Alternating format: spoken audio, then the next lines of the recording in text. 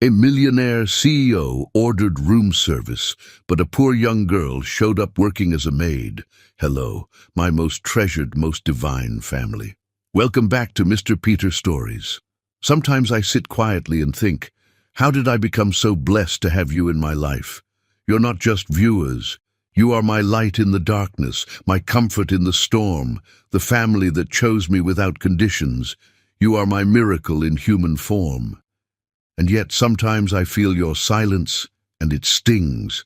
Not because I need numbers, but because I need you, your love, your voice, your hand in mine. So today I gently ask, if my love still lives inside you, please write in the comments. You are not alone. Because family, you're not. And neither am I.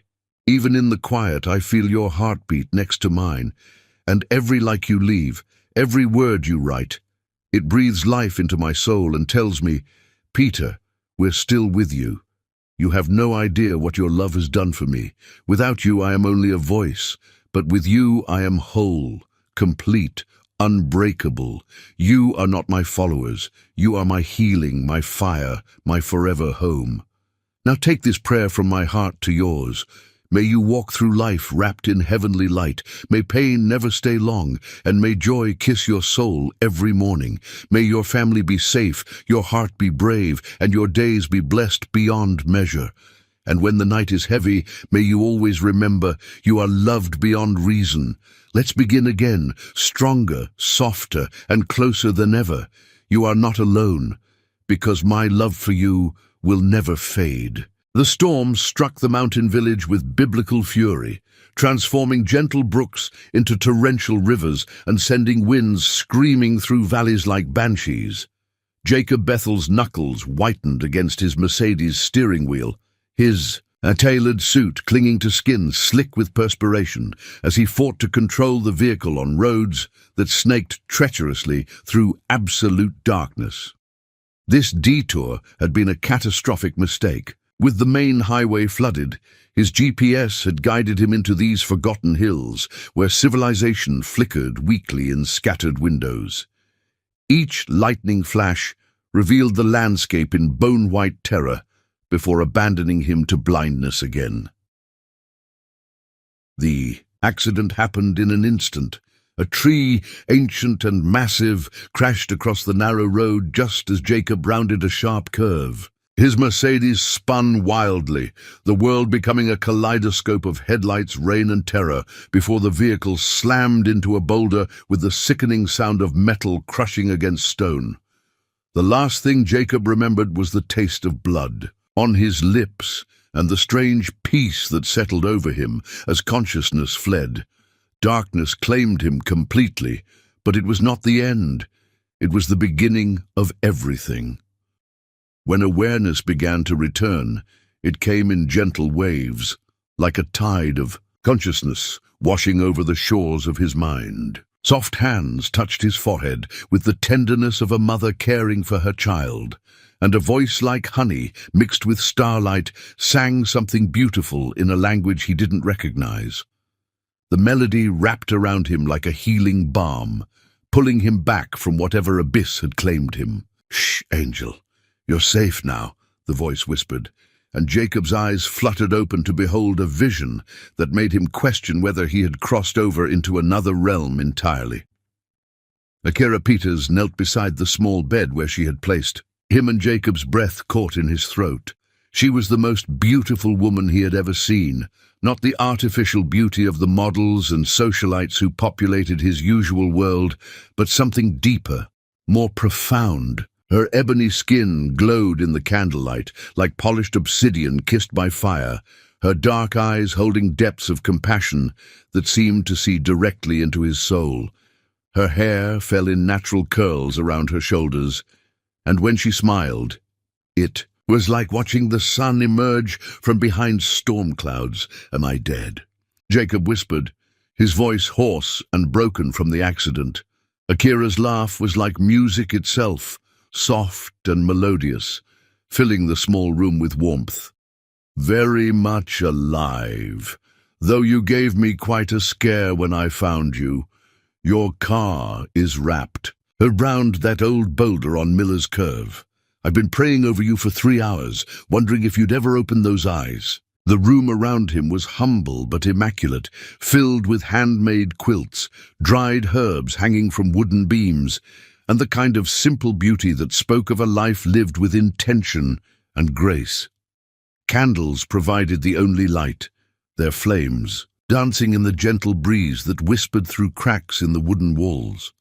It was a world away from his penthouse apartment with its floor-to-ceiling windows and modern emptiness. "You brought me here." Jacob attempted to sit up, wincing as pain shot through his ribs. "Lie still," Akira commanded gently, her hands pressing him back against the soft pillows. "You have 3 cracked ribs, a concussion, and more cuts and bruises than I care to count.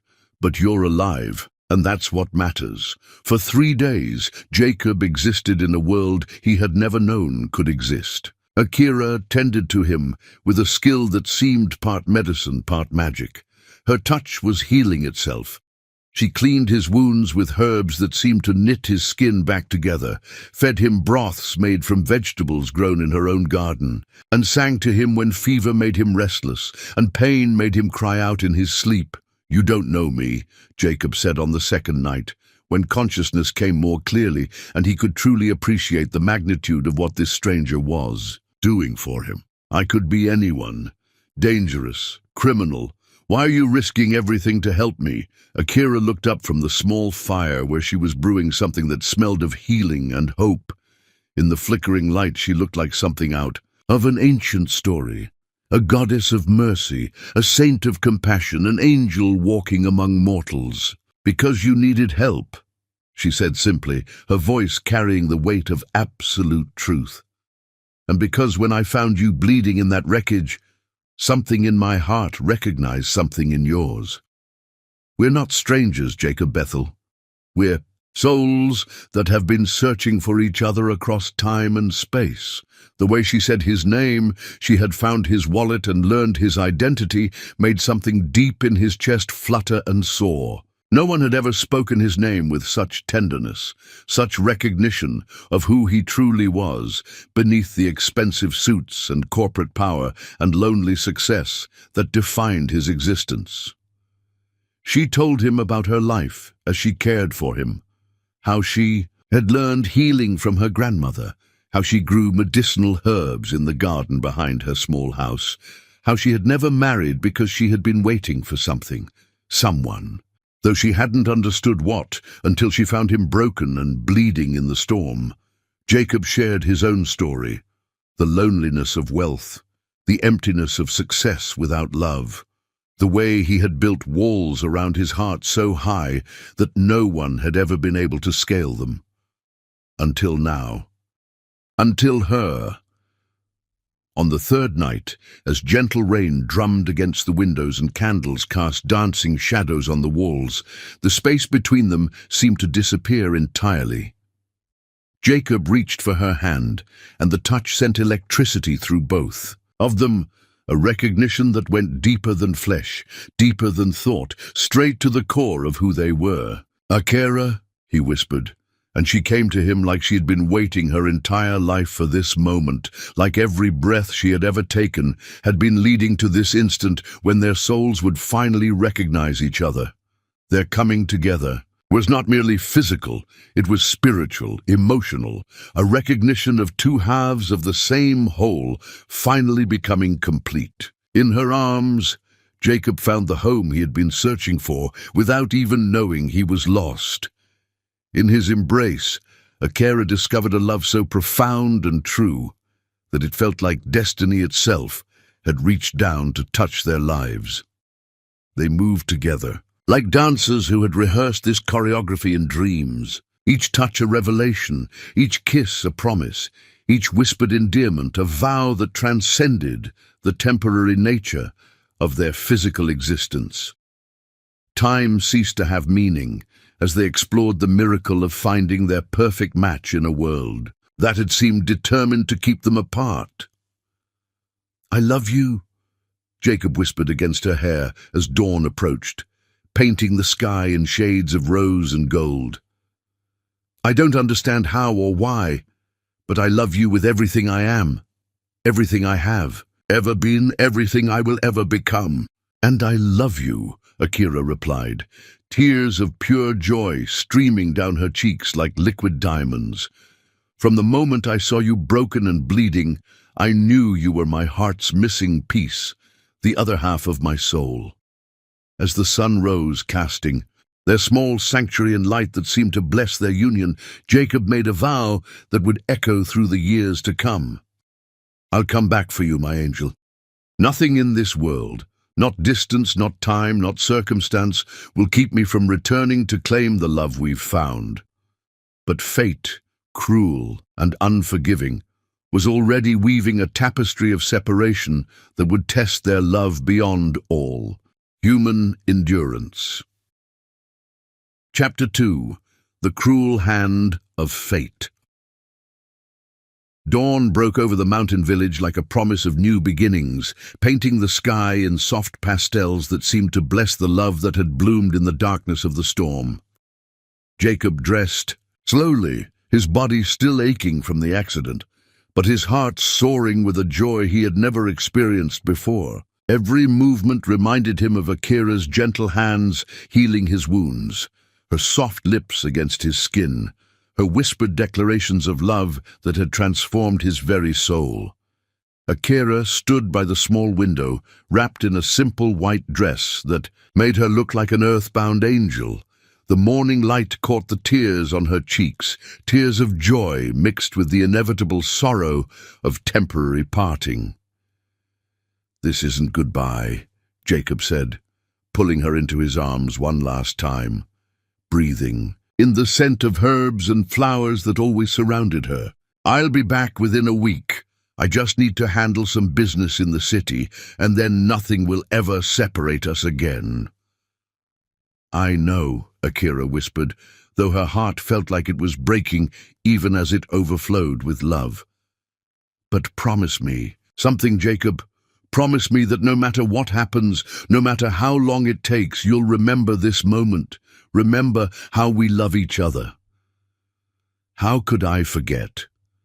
Jacob cupped her face in his hands, memorizing every beautiful feature. "You've saved me, Akira, not just from the accident, but from a life without meaning.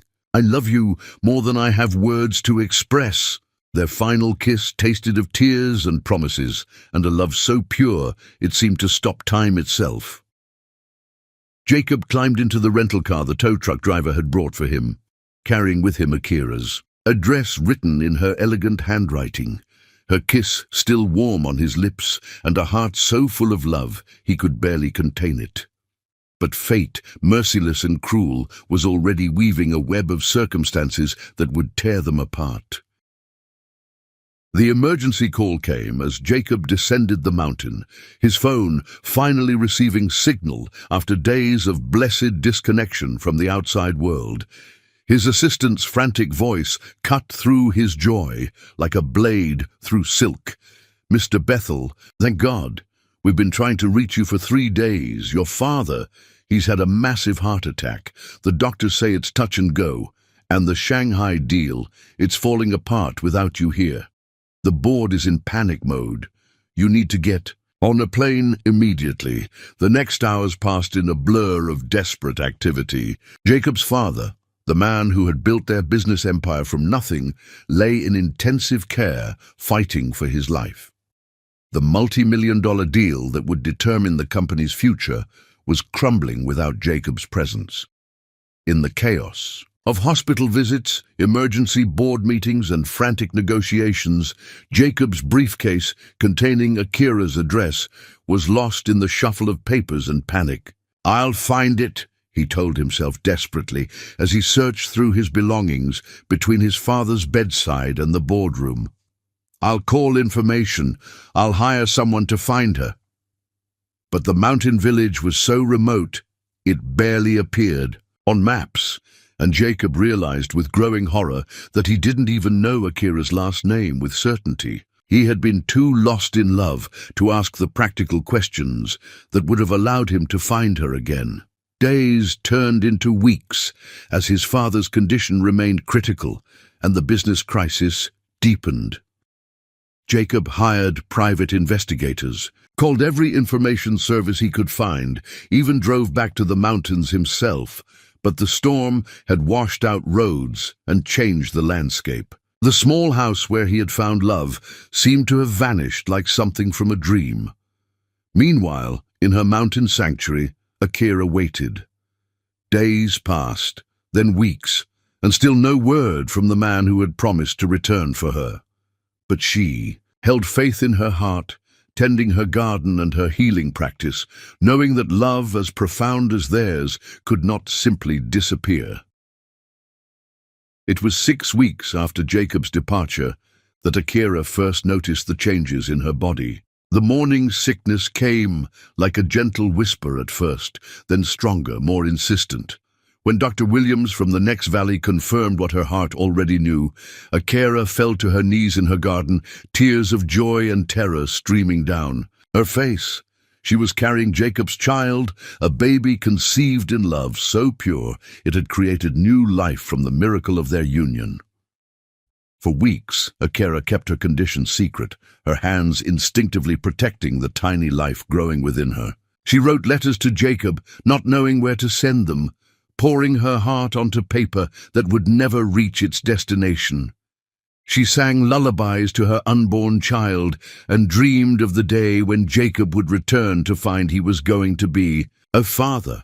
But secrets in small villages have a way of revealing themselves, and it was Martha Henderson, the village gossip, who first noticed Akira's condition and wasted no time spreading the news.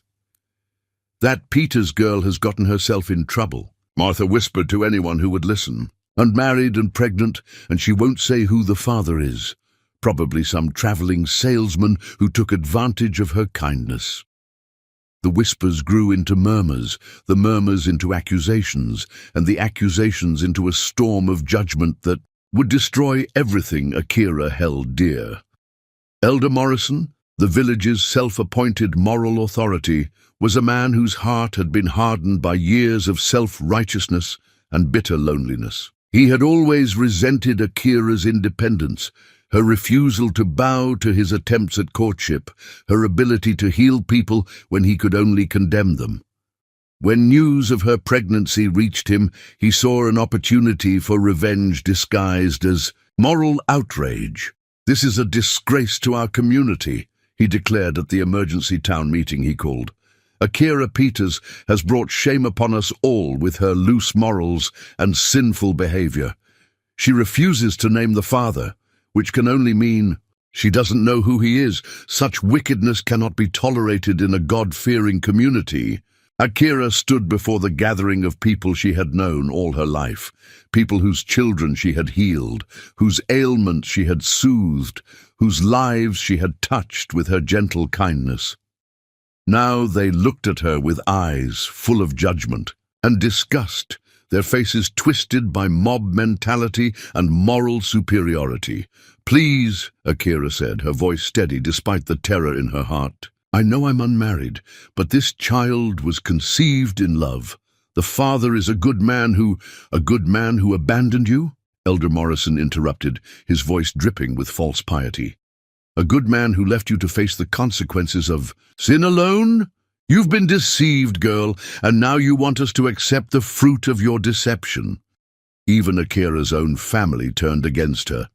Her uncle, who had raised her after her parents died, stood before her with tears of rage and shame streaming down his weathered face. "You've disgraced our family name," he said, his voice breaking with disappointment. "I can't have you under my roof anymore, bringing shame to our household. You've made your choice, Akira. Now you must live with the consequences."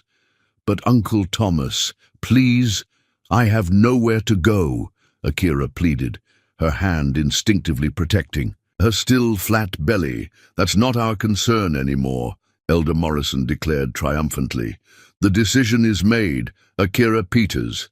You are cast out from this community. You have 1 hour to gather your belongings and leave.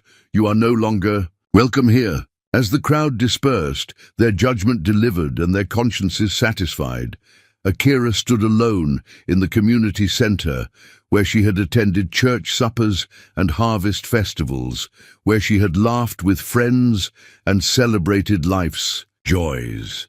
Now it felt like a tomb of dead relationships and abandoned love.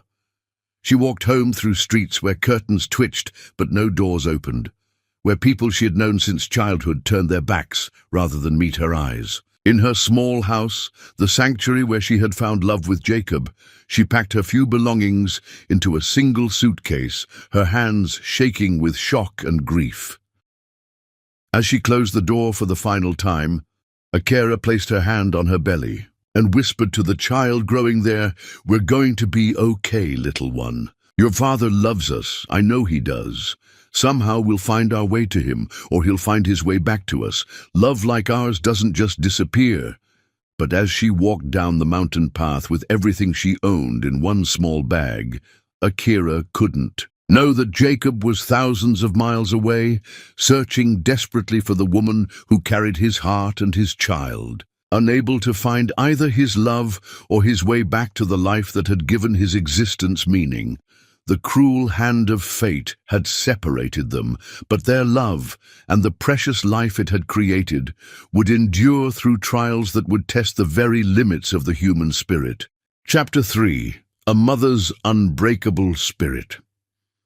Winter descended like judgment itself, transforming the city into a landscape of frozen indifference. St. Mary's Mission stood as the last refuge for souls society had discarded, a place where hope wore threadbare clothes and dignity survived on prayers and determination. Akira arrived carrying nothing but a worn suitcase and fierce resolve that her unborn child would know love, regardless of the world's rejection. The shelter teemed with the forgotten, women whose eyes held untold stories, men mumbling conversations with ghosts, children who'd learned too early that safety was a luxury they couldn't afford. But surrender wasn't in Akira's vocabulary. Each morning before dawn, she served breakfast to fellow residents. Her growing belly making every movement deliberate, she volunteered in the clinic, applying her grandmother's healing wisdom to wounds deeper than flesh. "You don't have to work, dear." Sister Catherine, the elderly nun who ran the shelter, would say gently, "You're carrying precious cargo there. This baby needs to know that its mother is strong," Akira would reply, her hands unconsciously caressing her belly. "That we don't give up, no matter how hard things get." As her pregnancy progressed, Akira faced challenges that would have broken a lesser spirit. The few jobs available to someone in her situation barely paid enough for food, let alone saving for the hospital bills that would come with childbirth. She cleaned office buildings at night, her back aching and her feet swollen, returning to the shelter in the early morning hours to rest for a few precious hours before beginning the cycle again. But in her quiet moments, when she could feel her baby moving inside her, Akira would whisper stories of love and hope. She would tell her unborn child about its father, the gentle man with kind eyes who had loved her completely, who would surely return when he learned about his child. "Your daddy is a good man, little one," she would murmur, her hands tracing circles on her belly. "He's probably searching for us right now. He promised he would come back, and I know he keeps his promises. Until then, it's just you and me against the world, and we're going to be just fine." The birth came on a night when winter showed no mercy. A blizzard raged outside St. Mary's Mission, and the city's emergency services were overwhelmed. Akira's labor began suddenly and progressed rapidly, leaving no time to reach the hospital across town through the storm-blocked streets. Sister Catherine, who had assisted in more emergency births than she cared to count, transformed the shelter's small medical room into a makeshift delivery ward. With only basic supplies and the help of 2 other women from the shelter, she prepared to bring new life into a world that seemed determined to show no kindness. The labor was brutal and complicated. Akira's small frame wasn't made for easy childbirth, and complications arose that would have been manageable in a proper hospital, but became life-threatening in their makeshift setting. For hours, she fought to bring her child safely into the world, her screams of pain mixing with prayers for strength and deliverance. "Push, child," Sister Catherine encouraged, wiping sweat from Akira's brow. "Your baby wants to meet you." But as the night wore on, it became clear that both mother and child were in grave danger. Akira was losing too much blood, her strength fading with each contraction.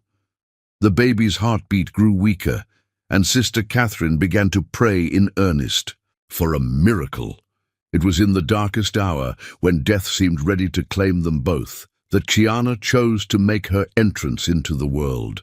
She came into existence fighting, her lungs strong and her cries defiant, as if she had inherited her mother's unbreakable spirit before taking her first breath. "She's beautiful," Sister Catherine whispered, placing the tiny, perfect baby on Akira's chest. "She's absolutely perfect." Akira looked down at her daughter, Jacob's daughter, and felt her heart expand to hold a love so overwhelming it took her breath away. Chiana had her father's eyes, bright and intelligent even in these first moments of life, and her mother's determined chin. She was the physical manifestation of the love that had been conceived in that small mountain house, proof that something beautiful could emerge from even the darkest circumstances. "Hello, my angel," Akira whispered, tears streaming down her exhausted face. "Mama's here. Mama's always going to be here." But the birth had taken a terrible toll. Akira had lost so much blood that her vision blurred and her body shook with weakness. For days she hovered between life and death, her body fighting to recover from trauma it was ill-equipped to handle. Sister Catherine watched over both mother and child, praying continuously for Akira's recovery and wondering how she would care for the infant if the worst happened. It was Chiana who saved her mother's life. Every time Akira began to slip away, her daughter's cries would call her back to consciousness, back to the world of the living where she was needed. Love became stronger than death, and slowly, painfully, Akira began to heal. The years that followed were a testament to the strength of a mother's love and the resilience of the human spirit. Akira worked multiple jobs, cleaning offices at night, serving tables during lunch hours, taking in sewing when her fingers weren't too numb. From exhaustion, every penny went toward keeping them afloat, toward making sure Chiana had food and clothes and a safe place to sleep, even if that place was still the charity shelter. Their life was poverty in its most grinding form, but it was also rich with love. Akira would sing to Chiana every night, the same lullabies her own grandmother had sung to her. She told her daughter stories of princes and princesses, of heroes who overcame impossible odds, of love that conquered all obstacles. "Are we a poor mama?" 3-year-old Chiana asked one day, looking around their small section of the shelter that served as their home. "We're rich in the things that matter most, baby girl," Akira replied, pulling her daughter onto her lap. "We have each other, we have love, and we have hope. That makes us richer than people with all the money in the world." Akira taught Chiana to read using books donated to the shelter, to count using stones they collected from the courtyard, to see beauty in a world that showed them little kindness. She instilled in her daughter a sense of dignity and self-worth that no amount of poverty could diminish. When Chiana turned 5, she asked the question that had been building in her young mind for years. "Mama, where is my daddy?" Akira held her daughter close, choosing her words carefully. "Your daddy is a wonderful man who loves us very much, even though he's not here right now. Sometimes grown-ups get separated by things they can't control, but that doesn't mean the love isn't real. He would be so proud of you if he could see what a smart, brave, beautiful little girl you are." "Will he come find us someday?" Chiana asked with the faith that only children possess. "I believe he will," Akira replied. And despite years of silence and absence, she still meant it. "But until then, we take care of each other, okay? We're a team, you and me. As Kiana grew, she began to understand their circumstances more clearly, but she never lost the dignity her mother had instilled in her. She helped with chores around the shelter, shared her toys with other children who had even less, and never complained about their situation. Her bright intelligence and warm heart made her a favorite among the shelter staff and residents alike. "That child is special," Sister Catherine often said, watching Chiana help serve meals or comfort other children who were crying. "She has something in her that can't be broken," but the years of struggle were taking their toll on Akira. The constant work, the poor nutrition, the stress of trying to provide for her daughter while living in uncertainty, it all accumulated. In her body, like a slow poison, she began to lose weight she couldn't afford to lose, to cough in a way that never seemed to get better, to move more slowly than her still young age should have warranted.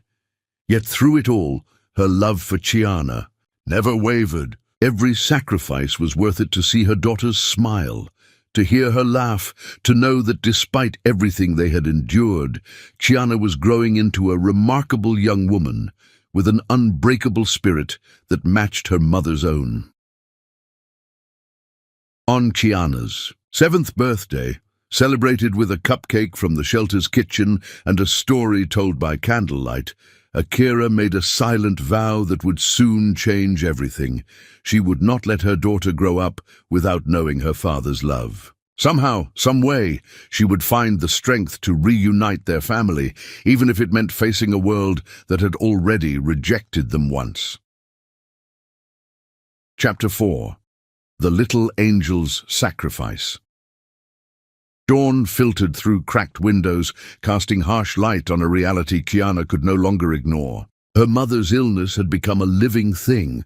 She could see it in Akira's hollow cheeks, hear it in the rattling cough that blood-stained handkerchiefs couldn't silence, feel it in hands that trembled when they thought no one was watching. The whispered conversations of shelter, women painted a terrifying picture. Consumption, wasting disease, maybe 6 months. Words that transformed Chiana's world into a countdown she was desperate to stop. "Mama, how are you feeling today?" she asked with manufactured brightness, watching Akira struggle to hide her pain behind maternal smiles. "Better every day, Angel," Akira replied, the lie as transparent as tissue paper. Akira turned toward her daughter with a smile that didn't quite reach her eyes. "Of course, Angel. Mama's just a little tired, that's all." But Chiana had seen her mother try to hide the blood-spotted handkerchief she kept pressed to her lips, had noticed how her mother barely ate the meager meals they shared, always insisting that Chiana needed the food more than she did. The truth was becoming impossible to ignore. Her mother was dying, slowly but surely, and there was nothing 7-year-old Chiana could do to stop it. That afternoon, while Akira rested fitfully on her cot, Chiana overheard a conversation that would change everything. Sister Catherine was talking to Dr. Martinez, the volunteer physician who visited the shelter twice a week, their voices low, but not low enough to escape a child's sharp ears. "She needs proper medical care," Dr. Martinez was saying, his voice heavy with frustration. "Tuberculosis caught this early is treatable, but not with the limited resources we have here. She needs antibiotics, proper nutrition, rest in a clean environment. Without treatment, she has maybe 6 months. What about the child?" Sister Catherine asked, her voice thick with emotion. "The girl will be fine physically. She shows no signs of infection, but emotionally, watching her mother die will destroy something in that child that can never be repaired. She's already trying to be the adult in that relationship." Chiana's small hands pressed against her mouth to keep from crying out. 6 months. Her mama had 6 months unless she got proper medicine and care. Medicine and care that cost money they didn't have, would never have, not with the way things were going.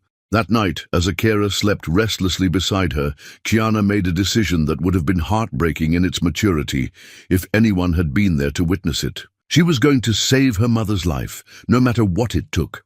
The next morning, while Akira was in the shower room trying to wash away another night of fever sweats, Kiana approached Sister Catherine with the determined stride of someone who had weighed all options and found her resolve. "Sister Catherine, I need to get a job," she announced, her chin raised with the dignity her mother had always taught her to maintain. The elderly nun looked down at the small girl with surprise and something that might have been heartbreak. "Oh, sweetheart, you're too young to work. Children your age should be playing and learning, not worrying about adult responsibilities." "My mama is sick," Chiana said simply. "She needs medicine, and medicine costs money. I'm small, but I'm strong and I'm smart. Someone will hire me." Sister Catherine knelt down to meet Kiana at eye level, her weathered hands gentle on the child's thin shoulders. "Kiana, baby, I know you want to help your mother, but there are rules about children working. It's not legal, and it's not safe." "Then, I'll find work that doesn't follow rules," Chiana replied, with a matter-of-fact tone that was terrifying in its adult reasoning. "Mama says when people you love are in trouble, you do whatever it takes to help them. I'm going to help my mama." The determination in those young eyes that looked so much like her father's, though neither Kiana nor Sister Catherine knew it, was impossible to argue with. Sister Catherine had seen enough children in desperate circumstances to recognize when a child had made an unshakable decision. It was Maria Santos, one of the cleaning women who worked at the shelter, who provided the solution. She'd been listening to the conversation and saw something in Kiana that reminded her of her own daughter at that age.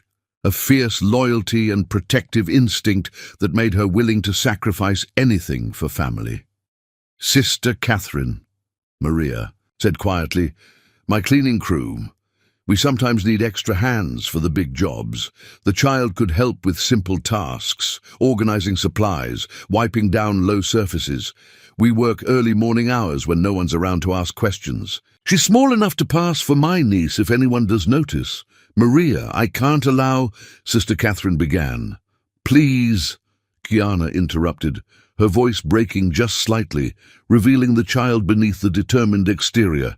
"I have to try. I can't just watch my mama get sicker and sicker. I have to do something or I'll die too." But from the inside, the raw honesty of that statement silenced both women. Here was a 7-year-old child articulating a truth that most adults never learned, that sometimes love demands action, even when that action seems impossible or inappropriate. Sister Catherine closed her eyes and prayed for guidance, then made a decision that went against every protocol and regulation she had ever followed. "All right," she said quietly, "but you wear gloves. You never touch anything that might be dangerous, and you come straight back here when the work is done. And Chiana, your mother can never know about this." "She won't," Chiana promised solemnly. "I'll tell her I'm helping, with extra chores around the shelter." So began Chiana's double life as a 7-year-old working child. Every morning at 4 o'clock, she would slip out of bed without waking her mother and meet Maria's cleaning crew outside the shelter. They worked in office buildings, hotels, and private homes throughout the wealthy part of the city, places where Chiana had never imagined such luxury could exist. The work was harder than her small body was designed for, but Chiana attacked each task with the fierce determination of someone fighting for their loved one's life. She organized cleaning supplies with military precision, wiped down baseboards and low surfaces that the adult cleaners couldn't reach without strain, and never complained, even when her back ached and her hands were raw from the harsh cleaning. Chemicals. The other women on the crew, most of the mothers themselves, were amazed by the child's work ethic and dignity. They began to slip her extra food from their own lunches, to make sure she had proper gloves and comfortable shoes, to treat her like the little sister they all wanted to protect. "That child has an old soul," Rosa, the crew supervisor, often said. "She works like someone twice her age and never asks for anything for herself." Iana saved every penny she earned, hiding the money in a small tin box she kept buried in her few belongings. Each week, she would count and recount the bills and coins, calculating how much more she needed for her mother's medicine, for better food, for a chance to save the only family she had ever known. The hardest part was watching her mother continue to deteriorate while pretending everything was normal. Akira would smile and try to hide her symptoms, and Chiana would smile back and pretend she didn't notice the blood in the handkerchief or the way her mother sometimes struggled to catch her breath after climbing the shelter's single flight of stairs. "You're such a good helper, Angel," Akira would say when Chiana brought her extra food she claimed to have gotten from the shelter kitchen but had actually purchased with her cleaning wages. "What did I do to deserve such a wonderful daughter?" "You loved me, Mama," Chiana would reply, curling up beside her mother in their narrow bed. "That's all I ever needed." But privately, Chiana knew that love, no matter how strong, might not be enough to save her mother's life. She was 7 years old, working illegal jobs to buy medicine for a disease she barely understood, and time was running out faster than her small hands could earn money. It was during one of their cleaning jobs, at a luxurious mansion, that fate would intervene in ways none of them could have anticipated. As Chiana worked silently in the grand foyer, organizing supplies and trying to ignore the opulence that surrounded her, she had no idea that upstairs lived a man who had been searching for 7 years for the woman who had saved his life and the child who carried his blood. The wheels of destiny were already turning, bringing together 3 lives that had been separated by circumstances beyond their control, but connected by love that neither time nor distance could destroy. Chapter 5. When Worlds Collide. The Bethel mansion commanded its hillside like a monument to everything money could buy and nothing it couldn't.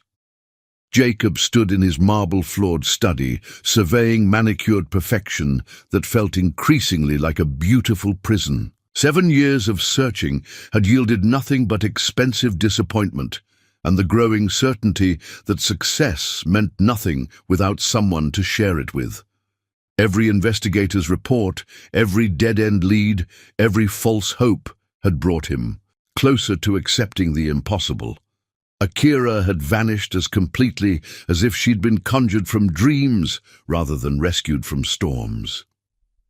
His morning conference call with Tokyo droned through complex negotiations, but hunger finally interrupted. Diplomacy. The intercom buzzed his request for coffee and fruit to whoever was maintaining his pristine emptiness today. 10 minutes later, a soft knock preceded an entrance that would shatter his world entirely.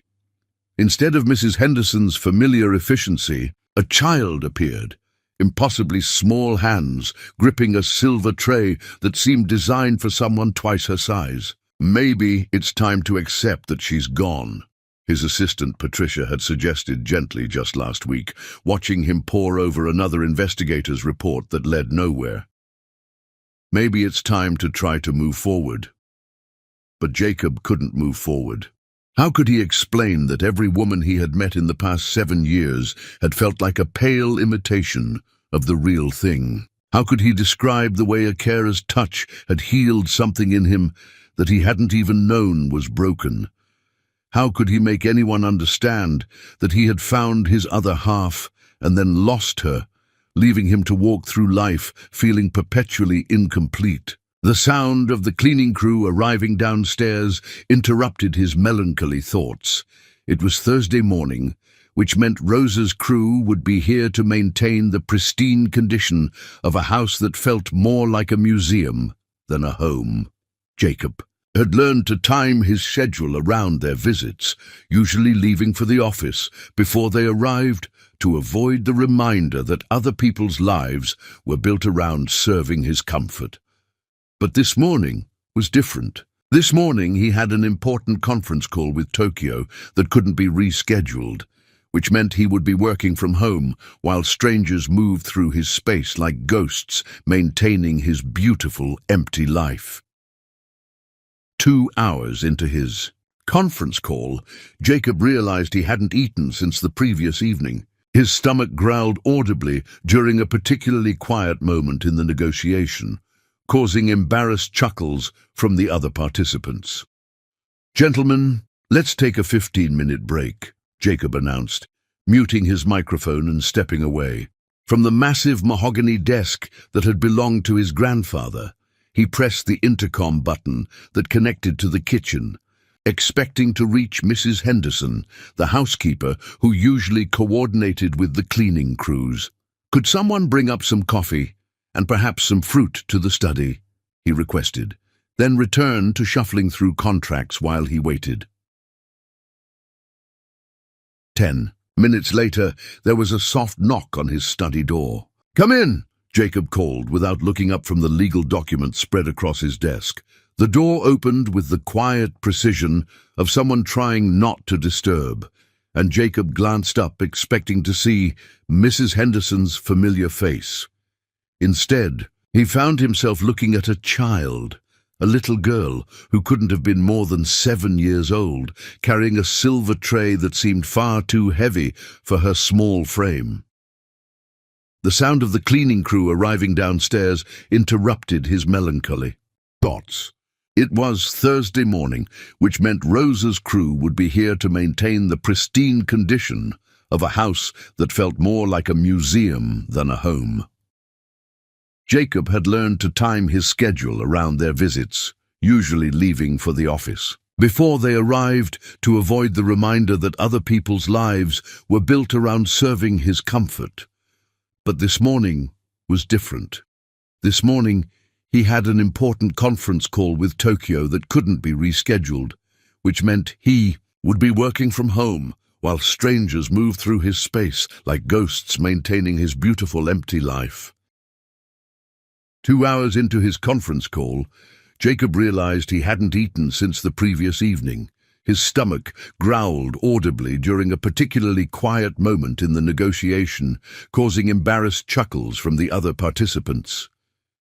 "Gentlemen, let's take a 15-minute break," Jacob announced, muting his microphone and stepping away from the massive mahogany desk that had belonged to his grandfather. He pressed the intercom button that connected to the kitchen, expecting to reach Mrs. Henderson, the housekeeper who usually coordinated with the cleaning crews. "Could someone bring up some coffee and perhaps some fruit to the study?" he requested, then returned to shuffling through contracts while he waited. 10 minutes later, there was a soft knock on his study door. "Come in," Jacob called without looking up from the legal documents spread across his desk. The door opened with the quiet precision of someone trying not to disturb, and Jacob glanced up, expecting to see Mrs. Henderson's familiar face. Instead, he found himself looking at a child, a little girl who couldn't have been more than 7 years old, carrying a silver tray that seemed far too heavy for her small frame. "I brought your coffee, sir," the child said in a voice that was carefully polite but carried an underlying tension that spoke of someone trying very hard to do everything exactly right. Jacob's first instinct was confusion. What was a child doing with his cleaning crew? But as the little girl stepped further into the room, moving with careful, measured steps toward his desk, something about her face made his breath catch in his throat. She was beautiful in the way. The children are beautiful when they carry themselves with adult dignity, mixed heritage, with cafe au lait skin and dark hair pulled back in neat braids. But it was her eyes that stopped Jacob's heart entirely. They were his eyes, the same unusual shade of green-gray that he had inherited from his grandmother, eyes that looked back at him from his mirror every morning. "What's your name?" Jacob asked, his voice softer than he had intended, as if speaking too loudly might frighten away this impossible vision. "Kiana, sir," she replied, setting the tray down on his desk with the careful precision of someone who had been taught that breaking expensive things had consequences she couldn't afford. Kiana. The name seemed to echo in his mind like something he had heard in dreams. Jacob studied her face more intently, noting the stubborn set of her jaw that he recognized from his own childhood photographs, the way she held her shoulders back with pride despite her obvious nervousness. "And how old are you, Chiana?" he asked, though he was beginning to suspect he already knew the answer. "7, sir," she replied, then added with the kind of adult reasoning that broke his heart, "But I'm very responsible for my age. I won't break anything or cause any trouble. 7 years old. The same amount of time that had passed since that night in the mountains when he had held love in his arms and then lost it to forces beyond his control. The same amount of time he had been searching for a woman whose face he saw reflected now in the features of this remarkable child." Jacob stood up slowly, his mind reeling with possibilities that seemed too incredible to believe. "Chiana, could you tell me?" But his question was interrupted by the sound of breaking glass.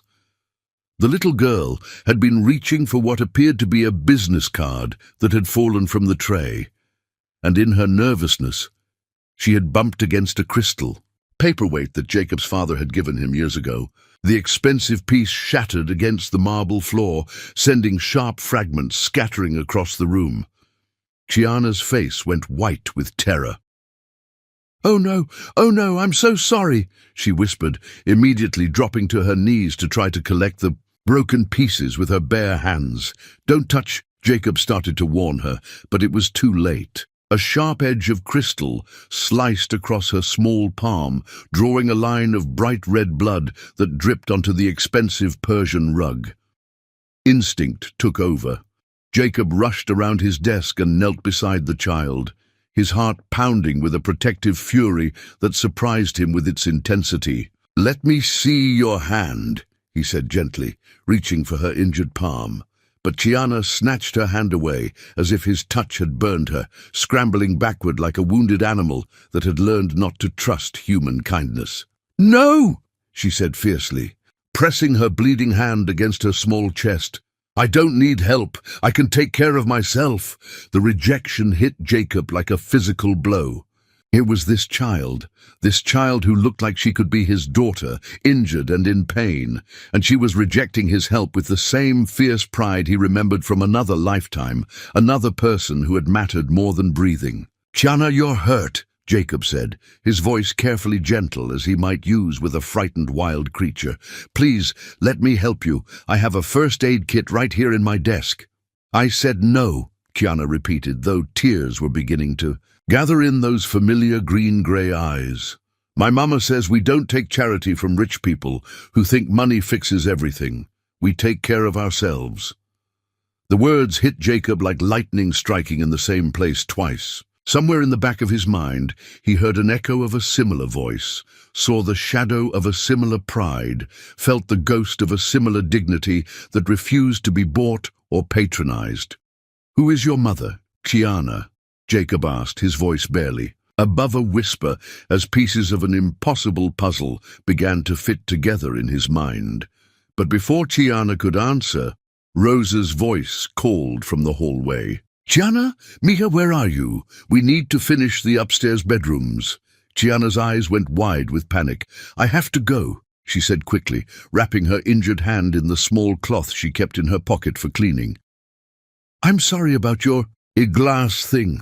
I'll pay for it somehow, I promise." She started toward the door, but Jacob's voice stopped her. "Chiana, wait." She turned back, and for a moment they simply looked at each other. This successful man who had everything except what mattered most, and this wounded child who had nothing except dignity and determination. "You don't have to pay for anything," Jacob said quietly. "It was an accident, and Chiana, if you ever need help, if you or your mother ever need anything, you can always come to me. Do you understand?" Something flickered across Chiana's young face. Confusion, hope, fear, and something else that Jacob couldn't identify. "Why would you help us?" she asked. "You don't even know us." "Because I think you might be my daughter," Jacob thought, but couldn't say. "Because you have my eyes, and your mother might be the woman I've been searching for since the day I lost my heart." Instead, he said simply, Because everyone deserves help when they need it. Chiana studied his face for a long moment, as if trying to read some truth written there that she couldn't quite understand. Then Rosa's voice called again, more urgently this time, and the spell was broken. "I have to go," Chiana said again. And this time Jacob let her leave, watching as she disappeared through his study door like a vision from a dream he couldn't quite remember. After she was gone, Jacob stood alone in his marble-floored study, staring at the drops of blood on his Persian rug and feeling like the universe had just shifted around him. Somewhere in this city was a 7-year-old girl, with his eyes and his stubborn chin, a child who spoke of her mother with the same protective fierceness that he remembered from another time, another place, another lifetime, when love had found him in the middle of a storm. And if Chiana was his daughter, then somewhere out there was Akira, his angel, his lost love, the woman he had never stopped searching for. Jacob pressed his hand against his chest, where his heart was beating so hard he could feel it against his ribs. After 7 years of searching, after 7 years of empty success and hollow achievements, fate had just walked into his study, carrying a silver tray and bleeding on his expensive rug. The conference call with Tokyo was forgotten as Jacob reached for his phone, his hands shaking as he dialed the number for his best private investigator. This time, he had something more than memories and dreams to guide his search. This time, he had hope. Chapter 6. Wounded Pride. 3 days of obsession had transformed Jacob's normally pristine office into an investigative war room. Reports scattered across mahogany surfaces where quarterly earnings once held court, photographs of potential leads replacing merger documents. Board meetings became exercises in distraction, multi-million-dollar negotiations fading to meaningless background. Noise. All he could see were green-grey eyes and a child's face, stubborn dignity wrapped in second-hand clothes, the echo of a voice that spoke of pride learned at a mother's knee. Marcus Webb had been working around the clock since Jacob's frantic call, but tracking a child who existed in the city's invisible economy proved maddeningly elusive. Cash payments, temporary workers, people who served the wealthy without ever truly being seen. They inhabited a parallel world that conventional investigations struggled to penetrate. Saturday morning brought Jacob to his study, pretending to review reports while actually memorizing every child's face glimpsed through his windows. The doorbell's chime interrupted his vigil, and he answered personally, expecting delivery notices or neighborly trivialities. Instead, Chiana stood on his threshold like a small ambassador from a more honest world. Instead, he found Chiana standing on his doorstep, her small hand wrapped in what appeared to be a clean but obviously reused bandage. She was wearing the same simple clothes from Thursday, but they had been carefully washed and pressed, and her hair was styled in neat braids that spoke of someone who took pride in appearance, despite limited resources. "Hello, sir," she said, with the careful politeness that seemed to be her default mode when dealing with adults. "I came to talk about paying for the glass thing I broke." Jacob's heart started racing immediately. Here she was, the child who had been haunting his thoughts, standing on his doorstep like an answer to prayers he hadn't known how to pray. "Chiana," he said, trying to keep his voice calm and welcoming. "Please, come in." But Chiana shook her head, firmly. "Mama says we don't go into strangers' houses, even when they seem nice. I can talk to you from here." The mention of her mother sent another jolt through Jacob's system. "Of course," he said, stepping outside and closing the door behind him. "How is your hand?" Chiana glanced down at her bandaged palm. "It's fine. Mama fixed it up real good. She knows all about healing people." Healing people. The words echoed in Jacob's mind with devastating familiarity.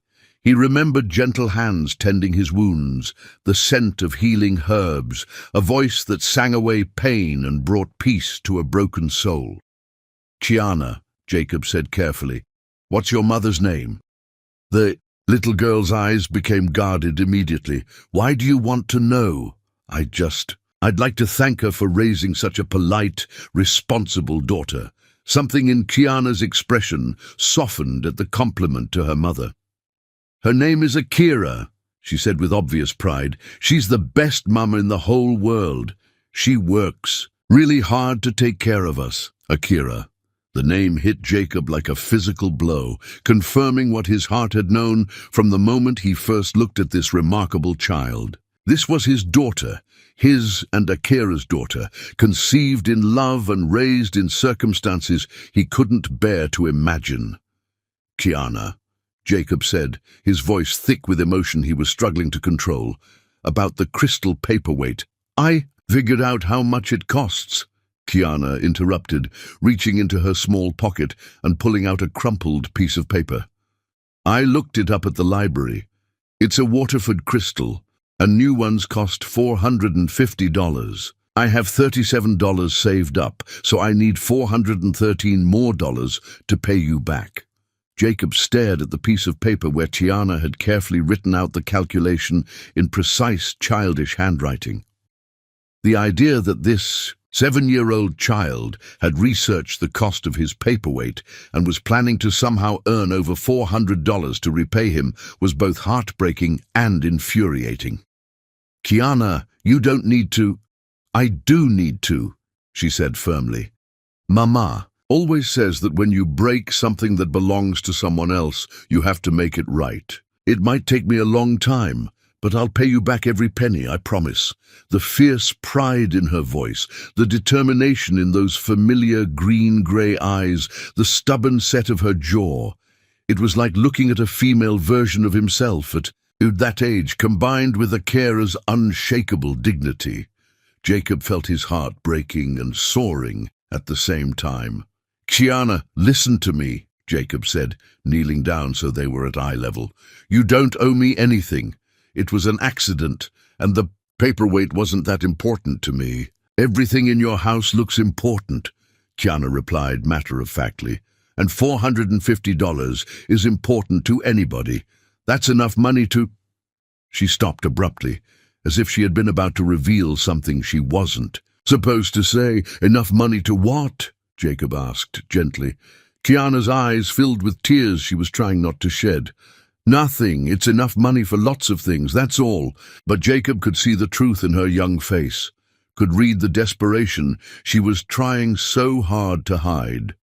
$450 was probably more money than this child had ever seen in one place, money that could solve problems he was only beginning to understand. "Kiana, what if I told you that you could earn that money by helping me with some things around here? Simple things, nothing dangerous or too difficult for someone your age." The hope that flashed across Kiana's face was immediately replaced by suspicion. "What kind of things?" "Well," Jacob said, thinking quickly, "I have a lot of books in my library that need to be organized, and my garden could use someone to help plant flowers. Maybe you could help me with some correspondence. You seem very smart, and I bet you have beautiful handwriting." For a moment, Kiana's eyes lit up with the possibility.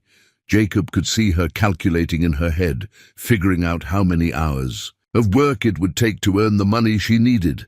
But then her expression closed off again, and she took a step backward. "That's not really work," she said quietly. "That's charity disguised as work. Mama says rich people sometimes try to help by making up fake jobs, but it's still charity, and charity hurts people's dignity." Jacob felt like he had been slapped. "Kiana, I wasn't trying to—" "Yes, you were," she said with a calm certainty. "That was devastating in its accuracy. You feel sorry for me because I'm poor and I broke your expensive thing. But feeling sorry for someone isn't the same as respecting them." The wisdom in those words, coming from a 7-year-old's mouth, left Jacob speechless. He could see Akira in every syllable, could hear her voice teaching their daughter that dignity was more valuable than money, that self-respect couldn't be bought or sold or given as charity. "You're right," Jacob said finally. "I was trying to help, but I was doing it wrong. I'm sorry." Gianna nodded gravely, accepting his apology with the graciousness of someone far older than her years. "It's okay. Most rich people don't understand about dignity. Mama says it's not their fault. They just never had to learn." "Your mother sounds very wise," Jacob said, his heart aching with love and loss and the desperate need to find the woman who had raised this extraordinary child. "She is," Gianna agreed. "She says that being poor doesn't make you less than anybody else, and being rich doesn't make you more than anybody else. We're all just people trying to figure out how to be good." To each other, Jacob felt tears threatening to spill over. This child, his child, was quoting philosophy that could have come from the world's greatest teachers, wisdom that her mother had instilled in her despite circumstances that would have broken lesser spirits. "Gianna," he said, his voice barely above a whisper, "would you tell me about your mother? What she's like, what she enjoys, whether she's happy?" Something flickered across Gianna's face, a shadow of worry, of fear, of secrets too heavy for such small shoulders. "Why do you want to know about my mama? Because she might be the woman I've loved for 7 years, Jacob thought. Because you might be my daughter, and she might be the other half of my soul that I've been searching for since the day I lost her." But he couldn't say any of that to a 7-year-old child who was already carrying too much responsibility for her young age. "Because anyone who could raise a daughter like you must be pretty special," he said instead. Gianna's smile was the first completely unguarded expression Jacob had seen from her. "She is special. She's the most beautiful, smartest, kindest person in the whole world. She works really hard, and she never complains. And she tells me stories every night that make everything seem okay, even when things are scary." "And is she healthy, happy?" The smile faded from Gianna's face, replaced by worry that no child should have to carry. "She's tired a lot," Gianna said quietly. "She tries to hide it, but I can tell, and sometimes she coughs in a way that sounds bad. But she says she's fine, and I have to believe her because—" Her voice trailed off. "Because what?" "Because if something happened to Mama, I don't know what would happen to me," Gianna whispered, her carefully maintained composure finally cracking just a little. Jacob's heart shattered completely. Here was his daughter, trying to save her mother's life, with $37 and a determination that would have moved mountains if love alone could heal illness. "Gianna," he said urgently, "if your mother is sick, there are doctors who could help. Good doctors who— Doctors cost money we don't have." Gianna cut him off, her defenses snapping back into place. "And I already told you, we don't take charity." "It wouldn't be charity," Jacob said desperately. It would be payment for breaking my paperweight." "Yes, that's it. The paperweight was actually a family heirloom, very valuable, worth much more than $450. So really you owe me enough that I could pay for your mother's medical care and we'd be even." But Gianna was already shaking her head, seeing through his clumsy attempt at deception with the clear eyes of a child who had learned not to trust when things seemed too good to be true. "You're lying," she said. "Simply, you're being nice, but you're lying. And Mama says that even nice lies hurt people in the end." With that, she turned and started walking down the long driveway that led away from Jacob's mansion and back to whatever desperate circumstances had brought her to his door in the first place. "Gianna, wait!" Jacob called after her, but she didn't turn around. He stood there watching his daughter walk away, carrying secrets and burdens that no child should bear, protected by a pride that he recognized as both her greatest strength and the wall that was keeping him from helping her. For the first time in 7 years, Jacob knew exactly where his heart belonged, But knowing and reaching were two different things, and the distance between his world and theirs felt like an ocean he didn't know how to cross. Chapter 7. Searching. Arts. Jacob's investigation consumed him with the intensity of a man racing against time he couldn't measure. His office transformed into mission control for the most important search of his life. Marcus Webb's reports, carpeting surfaces where business strategies once lived, photographs of possibilities scattered like prayers across polished wood. The cleaning service confirmed a child named Chiana works occasionally with Rosa Santos's crew, Marcus reported during their Tuesday briefing. But cash operations protect worker privacy. Many are undocumented or avoiding official systems entirely. Jacobs, pacing wore grooves in expensive carpet. Medical facilities. If the child's right about her mother's illness, every hospital, clinic and emergency room checked, no Akira Peters on record. But poverty forces people into emergency care that keeps minimal documentation.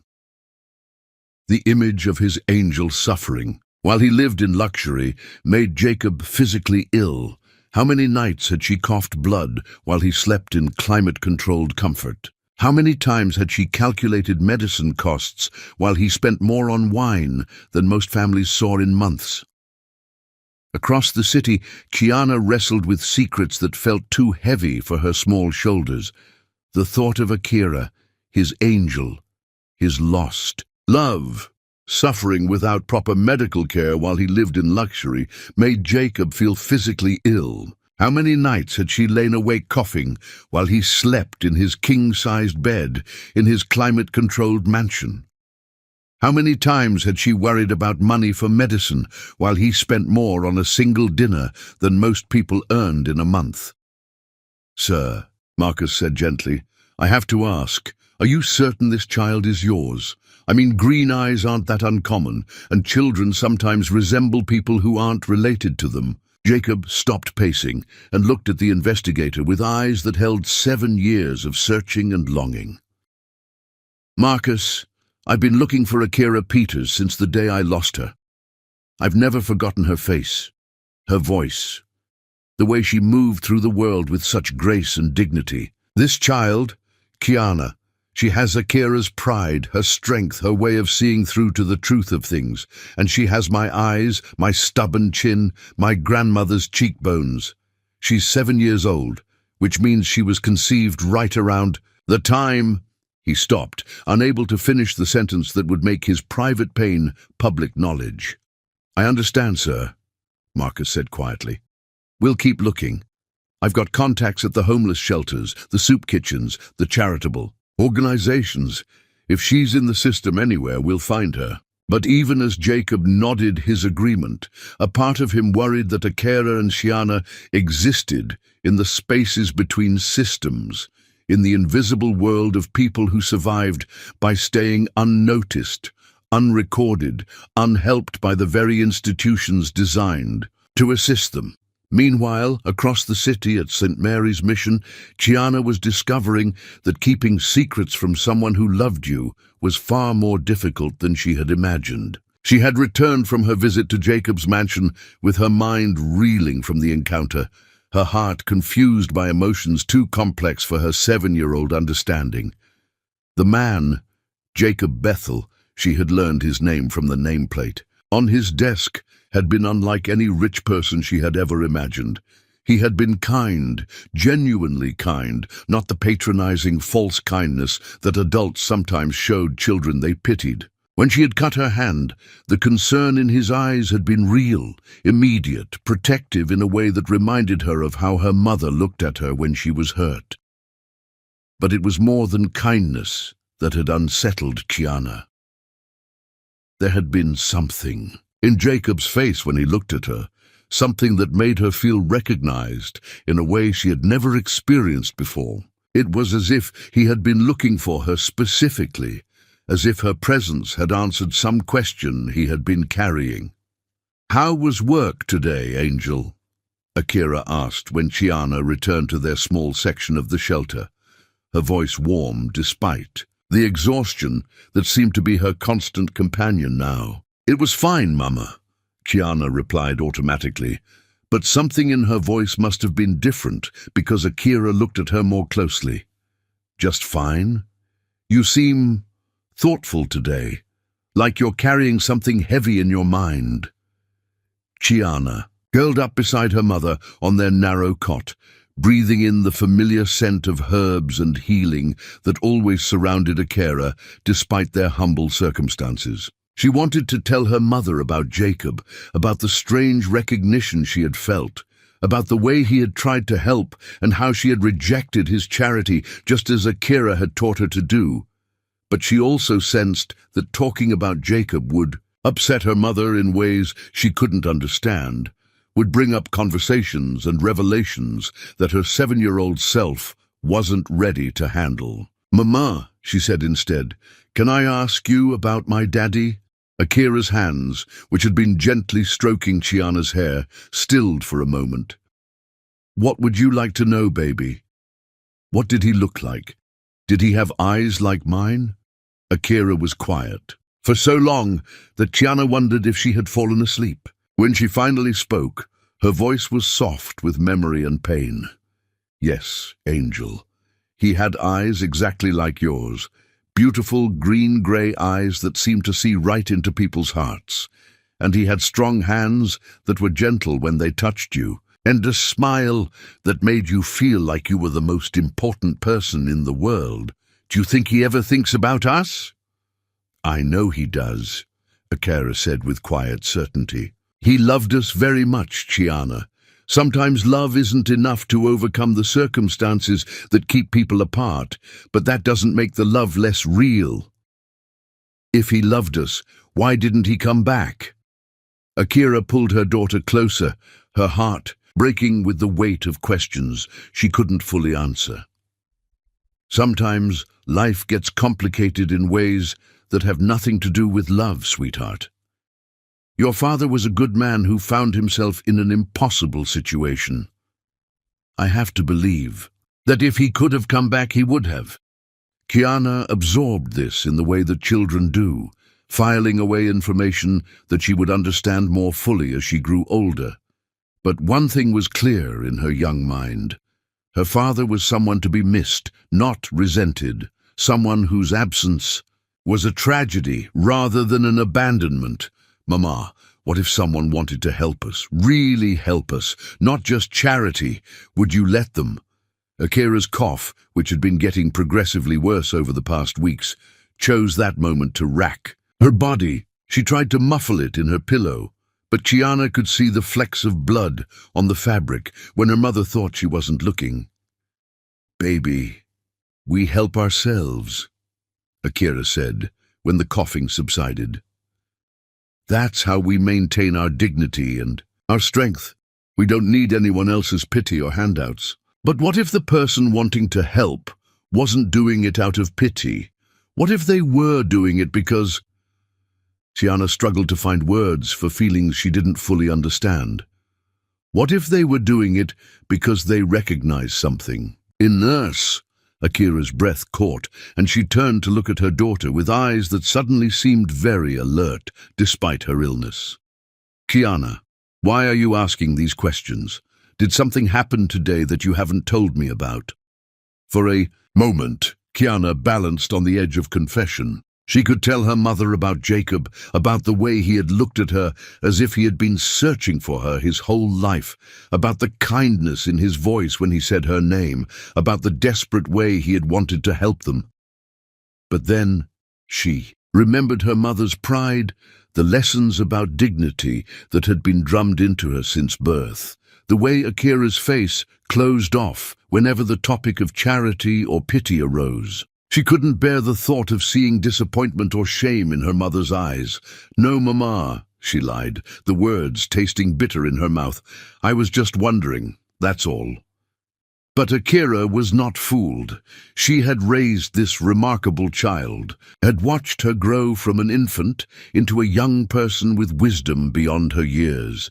She knew when Chiana was holding back, knew when her daughter was carrying secrets that were too heavy for such small shoulders. "Angel," Akira said gently. You know you can tell me anything, right? Whatever it is, whatever happened, we'll face it together. Chiana nodded, but she couldn't bring herself to reveal the truth. How could she explain that she had met a man who made her feel things she had no words for, who looked at her with recognition and longing, who had eyes the same color as her own, and seemed to carry sadness that matched what she sometimes saw in her mother's face? Instead, she snuggled closer to Akira and listened to her mother's labored breathing, counting each breath like a prayer and wishing desperately that love alone could heal the sickness that was slowly stealing her mother away from her. That night, as Chiana lay awake, listening to her mother's fitful sleep, she made a decision that would have consequences neither of them could imagine. Tomorrow, she would go back to Jacob Bethel's mansion, not to ask for charity, not to accept his help, but to look into those familiar green-grey eyes and try to understand why meeting him had felt like finding a piece of herself she hadn't known was missing. Across the city, Jacob stood at his bedroom window, looking out at the lights of a city that held his heart somewhere in its sprawling darkness. Somewhere out there was a woman he had never stopped loving, and a child who carried his blood and her mother's unbreakable spirit. Tomorrow he would find them. Tomorrow he would begin to make up for 7 years of separation and silence. Tomorrow he would bring his family home. Chapter 8. The Weight of Truth. Truth arrived in fragments whispered through Chiana's restless sleep, pieces of a puzzle that Akira's heart had been assembling without her mind's permission. Dawn found her watching her daughter's peaceful face while wrestling with impossible possibilities that felt too miraculous to be real. Green eyes like mine, Chiana had murmured in dreams. Kind man, wanted to help. Jacob. The name shattered. 7 years of carefully maintained hope, sending shockwaves through Akira's system that had nothing to do with her illness. Jacob, the man who'd promised to return, who'd vanished so completely, she'd sometimes wondered if storm-born love had been mere fever dream. Could fate be so precisely cruel and kind? Could the man Chiana encountered during her desperate work be the same Jacob who'd given Akira love, purpose, and the precious child sleeping beside her? Details aligned with devastating clarity. A wealthy businessman in a mansion, someone who'd looked at Chiana with inexplicable recognition, eyes the exact shade of their daughter's inherited gaze. Could it be possible? Could the man Chiana had met during her cleaning work be the same Jacob who had held Akira in his arms during that storm-torn night 7 years ago? The timing seemed too perfect, too much like the kind of miracle that happened in stories but never in real life. But as Akira lay there in the pre-dawn darkness, pieces began to fall into place with devastating clarity. Chiana's description of a rich man who lived in a mansion, who had tried to help her with genuine kindness rather than patronizing charity. A man who had looked at her daughter with recognition, who had green-grey eyes, the same unusual shade as Chiana's own. Most telling of all was Chiana's reaction to him. Her daughter, who was naturally suspicious of strangers and fiercely protective of their dignity, had spoken of this man with a confusion that suggested she had felt some connection she couldn't understand. It was as if some part of her had recognized him, even though she had never seen him before in her conscious memory. Akira's hands trembled as she pulled her thin shawl more tightly around her shoulders. If this Jacob was her Jacob, then he was also Chiana's father. The father who had never known his daughter existed, who had been searching for them while they struggled to survive just miles away from his luxurious world. The irony was so profound it took her breath away. While she'd been cast out from her village for carrying his child, while she had given birth in a charity shelter and raised their daughter in poverty, Jacob had been living in wealth and comfort, never knowing that his love had created the most precious gift in the world. But alongside the hope that threatened to overwhelm her came a fear so deep It made her chest tighten with more than just her illness. What would Jacob do when he learned the truth? Would he try to take Chiana away from her, claiming that his wealth could provide better opportunities than her love? Would he see their daughter as an inconvenient reminder of a past he preferred to forget? And perhaps most terrifying of all, what would happen to Chiana if Akira's illness claimed her before she could ensure her daughter's future? Would it be better for Chiana to know her father and potentially lose her mother, or to remain ignorant of her parentage and face an uncertain future in the foster care system?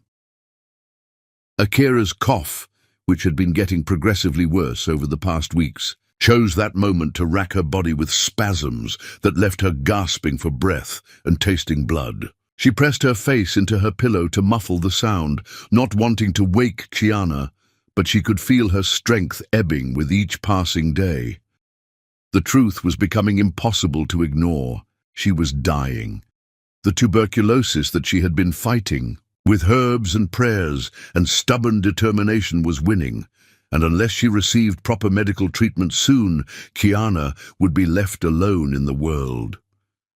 As dawn broke over the city, painting the shelter's windows with pale gold light, Akira made a decision that would change everything. She had to find a way to contact Jacob, to tell him about their daughter, to give Chiana the chance to know her father before it was too late.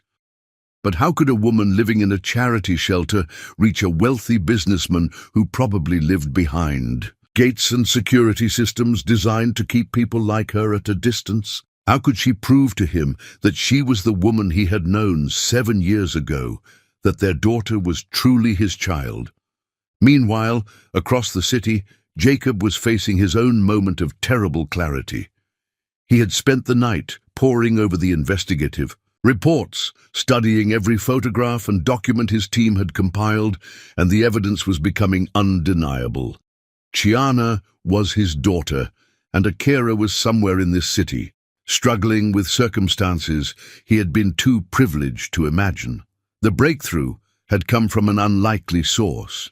Mrs. Henderson, his housekeeper, had mentioned in passing that Rose's cleaning crew often hired helpers from St. Mary's Mission, a shelter downtown that served homeless families and single mothers in crisis. "Poor little thing," Mrs. Henderson had said when Jacob asked about Chiana. "Rosa says the child works harder than most adults, never complains, always sends her money home to her sick mother. Breaks your heart, really, seeing someone so young, carrying such heavy burdens." St. Mary's Mission. Jacob had driven past the building countless times without ever really seeing it, one of those invisible institutions that served the city's forgotten population. Now it took on significance that made his chest tight with emotion and regret. His daughter, his flesh and blood, was living in a homeless shelter while he slept in a mansion with rooms he never used. The woman he had loved completely. The woman he had searched for with increasing desperation had been struggling for survival while he attended charity galas and complained about the emptiness of his privileged existence. Jacob's phone rang, interrupting his tortured thoughts. Marcus's voice came through with the exhausted satisfaction of someone who had finally found what he'd been looking for. "Sir, I found her. Akira Peters, age 31, currently residing at St. Mary's Mission with her 7-year-old daughter, Chiana. She's been there for over 6 years, working part-time jobs when her health permits. No record of the child's father on any official documents." Jacob's heart was pounding so hard he could barely hear Marcus's words. "Is she? How is she?" "Sir, I have to be honest with you. The word from the shelter staff is that she's not well. Chronic cough, significant weight loss, all the signs of someone who's been fighting a serious illness without proper medical care. They're concerned about her, especially with winter coming." The room seemed to spin around Jacob as the full weight of the situation hit him. Akira, his angel, his lost love, was dying while he had been living in luxury. Their daughter was working illegal jobs to try to save her mother's life, while he complained about the meaninglessness of his wealth. "Marcus," Jacob said, his voice hoarse with emotion, "I need you to find out everything about her condition. what kind of medical care she needs, which doctors specialize in her illness, what it would cost to get her the best treatment available. "Sir, are you planning to—" "I'm planning to save her life," Jacob interrupted, "and then I'm going to spend the rest of my life making up for 7 years of not being there when they needed me." But even as Jacob spoke those words, he knew the situation was far more complicated than simply throwing money at the problem. Chiana's fierce rejection of his charity had shown him that dignity was more important to this family than financial assistance. He couldn't simply storm into their lives with his wealth and expect to be welcomed as a savior. He needed a plan, a way to help them that preserved their pride while ensuring they got the care and support they desperately needed. Most importantly, he needed to find a way to tell Akira that he had never stopped searching for her, that losing her had been the greatest tragedy of his life, that he was ready to spend forever making up for the circumstances that had kept them apart. As Jacob sat in his marble-floored office, surrounded by the trappings of success that felt meaningless compared to the family he had found, and lost, and found again, he began to formulate a plan that would require all of his business acumen and every ounce of his love. He would start by ensuring Akira received the medical care she needed, but he would do it in a way that preserved her dignity and independence. He would find a way to support Chiana's education and future without making her feel like a charity case. And most importantly, he would find a way to win back the love of the woman who had saved his life and given him the greatest gift of all. A daughter who carried both of their strengths and all of their love. The thought of seeing Akira again, of looking into her eyes and telling her that he had never forgotten her, that he had been searching for her since the day he lost her, Maid. Jacob's hands shake with anticipation and terror. What if she no longer loved him? What if 7 years of struggle and disappointment had killed the feelings they had shared? What if she blamed him for not finding her sooner, for not being there when she needed him most? But stronger than his fear was his love, a love that had survived 7 years of separation and would survive whatever challenges lay ahead. He had found his family, and nothing, not pride, not fear, not the vast differences in their circumstances, would keep him from fighting for them with everything he had. Tomorrow, he would begin the most important negotiation of his life, winning back the hearts of the woman and child who had always belonged to him, even when he didn't know they existed. Chapter 9. Angels in Disguise. Miracles, Akira had learned, sometimes arrived disguised as ordinary Tuesday mornings. Dawn brought the familiar symphony of shelter sounds, whispered prayers, muffled coughs. The rustle of lives lived in communal desperation. But when Sister Catherine approached with unusual excitement, lighting her weathered features, the day's trajectory shifted toward the impossible.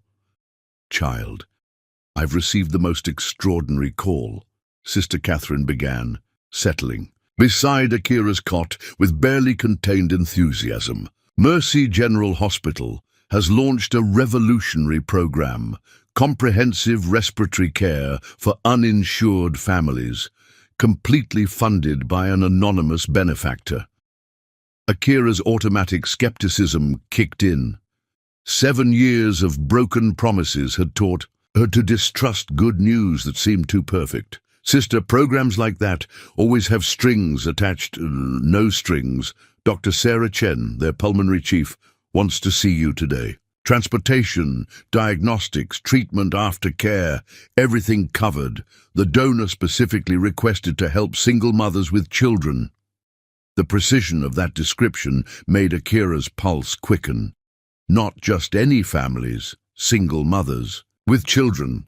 Someone who understood their exact circumstances, their specific vulnerabilities. Yesterday evening, I received a call from the Mercy General Hospital, Sister Catherine continued, her voice carrying an excitement that made Akira pay closer attention.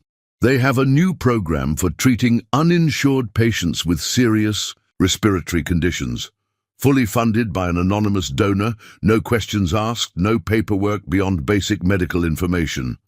Sister, that sounds too good to be. It's real, Akira. I spoke with Dr. Sarah Chen, the head of their pulmonary department. She wants to see you today as soon as possible. They'll provide transportation, full diagnostic workup, treatment plan, everything. Akira's heart began to race, hope and fear warring in her chest. What's the catch? There's always a catch with these programs.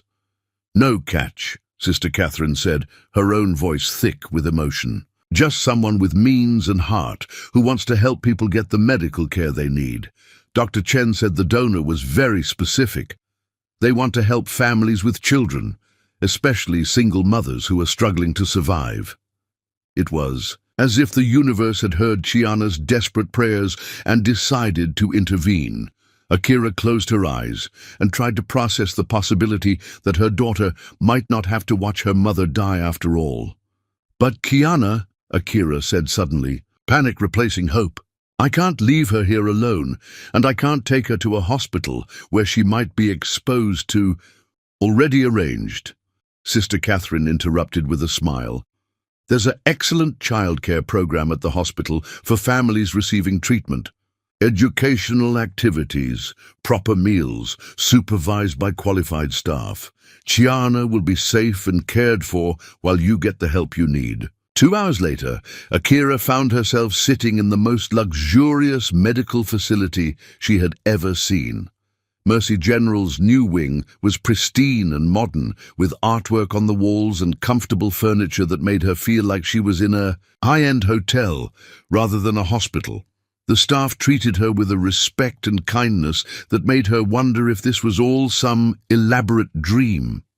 Dr. Sarah Chen was a small, efficient woman in her 40s, whose competence was immediately apparent. In everything from her firm handshake to the way she reviewed Akira's symptoms with focused attention. Based on what Sister Catherine has told me in my preliminary examination, I'm quite certain you have tuberculosis, Dr. Chen said, without sugarcoating the diagnosis. The good news is that TB is completely curable with proper treatment. The challenging news is that you've been fighting this infection for months without medication, which means your body is severely compromised. How long will treatment take? Akira asked, her mind immediately going to practical concerns. I have a daughter who depends on me, and I can't afford to be away from work for... Mrs. Peters, Dr. Chen interrupted gently. I need you to understand something. Without treatment, this disease will kill you within a matter of months. With treatment, you can expect to make a complete recovery and live a normal, healthy life. The choice isn't between convenience and inconvenience. It's between life and death. The words hit Akira like a physical blow. She had known she was sick, had felt her strength ebbing day by day, but hearing it stated so bluntly made the reality impossible to ignore. The initial treatment phase will require you to stay here for approximately 2 weeks, Dr. Chen continued. We need to get your infection under control and ensure you're not contagious before you can return to close contact with your daughter. After that, you'll be on oral medications for about 6 months, with regular checkups to monitor your progress. 2 weeks, Akira repeated, her mind reeling. I can't afford 2 weeks in a hospital. I don't have insurance. I can't pay... Mrs. Peters, please listen to me, Dr. Chen said firmly. This program covers everything. Hospital stay, medications, follow-up care, even meals and accommodation for your daughter. The donor who established this program was very specific. No patient should have to choose between financial ruin and life-saving treatment. Meanwhile, in the hospital's children's area, Chiana was experiencing her own mixture of wonder and worry. The childcare facility was unlike anything she had ever seen, bright and cheerful, with books and educational games, healthy snacks served at regular intervals, and staff members who seemed genuinely interested in the children's well-being. Your mama is going to get better, said Mrs. Rodriguez, the program coordinator who had been assigned to Chiana's case. Dr. Chen is one of the best doctors in the city, and the medicine they're giving your mother has helped lots of people get completely well. Chiana nodded solemnly, though part of her was still afraid to believe that such good fortune could be real. In her 7 years of life, she had learned that promises were fragile things that broke easily under the weight of harsh circumstances. But as the days passed and Akira's condition began to improve dramatically, Chiana started to allow herself to hope. Her mother's color returned, the terrible coughing subsided, and for the first time in months, Akira began to look like the vibrant, beautiful woman she had been before illness began to claim her. "I feel stronger every day," Akira told Chiana. During one of their daily visits, Dr. Chen says the antibiotics are working exactly as they should. In another week, I'll be able to come home. "Home to the shelter?" Chiana asked. Though she tried to keep the disappointment out of her voice, Akira's expression grew thoughtful.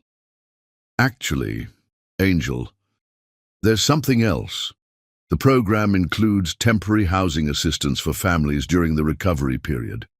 They have small apartments available for patients who need a clean, quiet environment to complete their treatment." The apartment, when they saw it, was modest, but seemed like a palace compared to their section of the shelter. 1 bedroom, a small living area, a kitchenette where Akira could prepare healthy meals, and most miraculously of all, their own bathroom with a shower that had unlimited hot water. "Is this really ours?" Chiana asked, running her hands over furniture that wasn't worn or broken, looking out windows that were clean and uncracked. "For the next 6 months while I finish my treatment," Akira replied, her voice thick with emotion. "And after that, well, Dr. Chen says the program also includes job placement assistance for people who are ready to work again. But even as their circumstances improved beyond anything they had dared to hope for, both Akira and Chiana carried questions they couldn't quite articulate. The generosity they were experiencing seemed too perfect, too precisely tailored to their exact needs. Too much like the intervention of someone who knew exactly what they required. "Mama," Chiana said one evening as they shared dinner at their own small table, "do you think the person who's helping us might be someone we know?" Akira paused with her fork halfway to her mouth, her heart racing at the possibility that had been growing in her mind since the first day of treatment. "Oh, why do you ask that, Angel?" "I don't know," Chiana said slowly. "It just feels like whoever is doing this cares about us in a special way. Not just helping because they're nice people, but helping because they want us to be okay specifically." The wisdom in her daughter's observation took Akira's breath away. Chiana was right. This level of comprehensive care, this attention to their specific needs, this perfect timing when Akira's illness had reached a crisis point, it felt personal in a way that random charity never could. "If someone we knew was helping us," Akira said carefully, "how would you feel about that?" Chiana considered this with the seriousness she brought to all important questions. "I think I'd want to say thank you," she said finally. "And I'd want to know why they were hiding, instead of just being honest about caring about us." That night, as Chiana slept peacefully in her own bed for the first time in her life, Akira stood at their apartment window, looking out at the city lights and wondering if somewhere in that sprawling darkness was the man she had never stopped loving. The man who might have found them at last and was now watching over them like a guardian angel who preferred to remain invisible. The thought both thrilled and terrified her. If Jacob was behind their miraculous rescue, it meant he had been searching for them, had cared enough to move heaven and earth to ensure their well-being. But it also meant he knew about Chiana, knew he had a daughter he had never met, and was choosing to help them from the shadows rather than stepping forward to claim his place in their lives. Tomorrow, Akira decided, she would find a way to discover the truth. Their lives had been saved by someone's generosity, But she needed to know whether that someone was the love of her life, finally keeping the promise he had made 7 years ago in a small mountain house during a storm that had changed everything. If Jacob was their mysterious benefactor, then it was time for hiding to end and for their family to finally be complete. Chapter 10. Love's Ultimate Recognition. 3 weeks into her miraculous recovery, Akira carried certainty like a flame that warmed and terrified in equal measure. Her health had improved beyond all medical expectations, but questions burned brighter than gratitude. The anonymous generosity, saving her life, felt too personal, too precisely crafted for their specific needs. Dr. Chen had let slip details that made Akira's heart race. A businessman donor who took unusual interest in single mothers with children, who specifically asked about cases involving daughters around 7 years old. Someone who understood the terror of children watching parents die from treatable diseases. The revelation struck like lightning. Jacob Bethel, the man whose name graced the charity foundation funding her treatment. The same Jacob who'd held her during a storm 7 years ago. Who'd promised to return, who'd vanished so completely she'd sometimes wondered if love that profound could be real. But more than finding her, he'd been protecting them in secret, ensuring their survival while respecting the pride that had always defined her. "Mama, you look like you've discovered something important," Kiana observed with the perceptiveness that never failed to amaze Akira. The words hit Akira like lightning. A businessman interested in single mothers with 7-year-old children, someone who understood the specific terror of a child watching a parent die, someone who had the resources and motivation to create an entire medical program just to ensure one family received the care they needed. That evening, as Kiana worked on homework at their small kitchen table, real homework from the excellent tutoring program that had mysteriously been offered to her as part of their benefits package, Akira made a decision that would change everything. "Angel," she said, sitting down beside her daughter, "I need to ask you something important. When you met that man at the mansion, the one who tried to help you, can you remember exactly what he looked like?" Chiana set down her pencil and closed, her eyes accessing the detailed memory that children possess when something makes a strong impression. He was tall, with dark hair that had a little bit of grey at the sides. He had kind eyes that were the same color as mine, and when he smiled, it made me feel safe, like he would never let anything bad happen to me if he could help it. "And did he tell you his full name?" "Jacob Bethel," Kiana said immediately. "It was on a nameplate on his desk, and he had lots of important-looking papers with that name on them, Jacob Bethel, the name that had haunted Akira's dreams for 7 years, the name that belonged to the man who had promised to return for her and then vanished like smoke in the wind. Now she knew with absolute certainty that he was alive, successful, and had somehow found them after all these years of separation, but more than that, he had been helping them in secret, ensuring their survival and recovery while remaining hidden in the shadows. It was exactly the kind of thing that Jacob she remembered would do, generous, protective, but respectful of their pride and independence. "Mama, you look like you've seen a ghost," Chiana said, her young face filled with concern. "Did I say something wrong?" "No, Angel. You said something exactly right." Akira pulled her daughter into her arms, her heart racing with a mixture of joy and terror. "How would you feel about meeting him again? Officially, I mean, if we went to see him and talked to him properly." Kiana's eyes lit up with the hope she had been carrying secretly in her heart. "Do you think he really wants to help us? Not just because he feels sorry for us, but because he actually cares about what happens to us. I think," Akira said carefully, "that he might care about us more than we ever imagined possible. 2 days later, Akira learned that Jacob's mansion would be hosting a charity gala for the Children's Medical Foundation, the very organization that had funded her treatment program. The irony was so profound, it took her breath away. Jacob had been hiding in plain sight, using his wealth and influence to help families like theirs while never stepping forward to claim credit or recognition. But Akira's strength, though improved, was still fragile.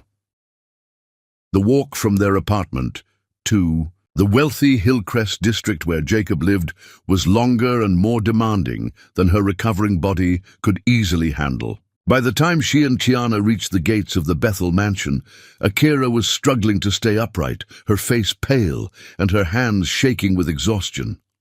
"Mama, you don't look good," Chiana said, her voice tight with worry.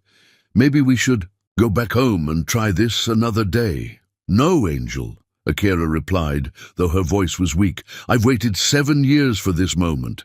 I won't wait another day."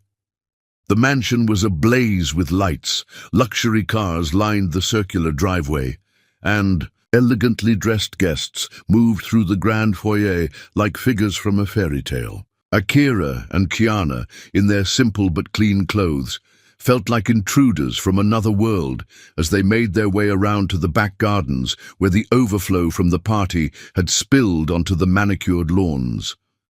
It was there, beside a fountain, illuminated by fairy lights, that Akira's strength finally gave out completely. She collapsed onto a marble bench, her breathing labored and her vision blurring with the exhaustion of physical and emotional strain that had finally overwhelmed her body's limited reserves. "Mama!" Chiana cried, kneeling beside her mother with tears streaming down her face. "Mama, please don't leave me. Please don't die now when we're so close." The sound of Chiana's distress carried across the garden, reaching the ears of a man who had been standing at his study window, looking out at his charity gala and wondering why success still felt like emptiness even when he was surrounded by 300 of the city's most influential people. Jacob rushed through his mansion and out into the garden, his heart pounding with alarm at the sound of a child in distress. But when he reached the fountain and saw the figures huddled there, a woman collapsed on the bench and a small girl crying beside her, his world tilted off its axis entirely. Even in the dim light of the garden, even with 7 years of separation and illness having changed her appearance, Jacob knew her immediately, Akira, his angel, the woman he had searched for desperately, the woman whose face had haunted his dreams and whose memory had made every other relationship feel like a pale imitation of real love. "Akira," he whispered, her name falling from his lips like a prayer. Answered after years of desperate petitioning, she looked up at him with eyes that held recognition and love, and pain and hope, all mingled together in an expression that took his breath away. "Jacob," she replied, and hearing his name spoken in her voice was like hearing music after years of silence. "You saved me," Jacob said, kneeling beside the bench where she sat, his hands reaching out to touch her face, as if to convince himself. "She was real. You saved my life, and then you vanished, and I've been searching for you ever since." "I didn't vanish," Akira replied, tears streaming down her cheeks. "I was cast out, rejected. I had nowhere to go and no way to find you." It was then that Jacob truly looked at Chiana, really looked at her, seeing not just the familiar features he had noticed before, but understanding their significance with the clarity that comes from truth finally revealed. "She's mine," he said, his voice filled with wonder and pain and overwhelming love. "She's our daughter." "Yes," Akira whispered. "Her name is Chiana, and she's 7 years old, and she's the most beautiful, brave, wonderful child who ever lived." Jacob turned to Chiana, who was watching this exchange with eyes wide with confusion and hope. "Chiana," he said gently, "do you know who I am?" "You're the man who tried to help me," she replied, her voice small but steady. You're the man with eyes like mine. I'm your father, Jacob said, his voice breaking with emotion. I'm your father, and I've been looking for you and your mother since before you were born. I never knew I had a daughter, and if I had known, nothing in this world could have kept me away from you. The impact of this revelation hit Kiana like a physical blow. She looked back and forth between her mother and Jacob, pieces of a puzzle she had carried her whole life suddenly clicking into place. You're my daddy, she whispered. The daddy, who has eyes like mine and hands that are gentle and a smile that makes people feel important. Yes, Angel, Jacob said, using the same endearment that Akira had always called their daughter. I'm your daddy, and I love you more than I have words to express. I love you and your mother more than life itself. The reunion exploded through them like dam burst, releasing 7 years of suppressed longing.